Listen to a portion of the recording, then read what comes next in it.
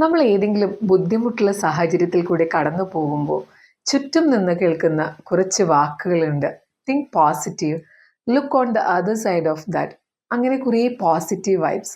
ഇത് നല്ലതല്ല എന്നല്ല, എന്നാലും ചിലപ്പോൾ ഇത് കേട്ട് അതങ്ങനെ വിട്ടുകളയാൻ പറ്റില്ല, അല്ലേ?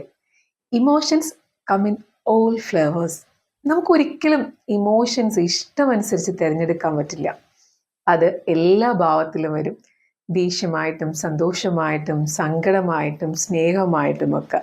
പൊതുവെ കേൾക്കാറുള്ള ഒരു കാര്യമാണ് കരയാൻ പാടില്ല, ദേഷ്യപ്പെടാൻ പാടില്ല, അതിനെപ്പറ്റി ചിന്തിക്കാൻ പാടില്ല എന്നൊക്കെ.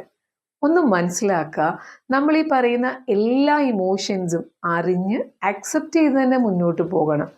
ആ ഇമോഷനെ അതായിട്ട് തന്നെ കാണുക. അത് ദേഷ്യമായാലും സങ്കടമായാലും. നമ്മളിത് എക്സ്പ്രസ് ചെയ്യാതെ വെക്കുന്നത് കൊണ്ട് ഒരിക്കലും അത് മാറിപ്പോവില്ല. You must face it. It's okay to admit that you are not okay. ചില സമയത്ത് ഞാൻ അത്ര ഓക്കെ അല്ല എന്ന് അക്സെപ്റ്റ് ചെയ്യുക തന്നെ വേണം. കാരണം ഇത് സാധാരണമായ ഒരു കാര്യം മാത്രമാണ്. നമുക്ക് ഇതിൽ നിന്ന് ഭംഗിയായിട്ട് പുറത്തേക്ക് കടക്കാൻ പറ്റും.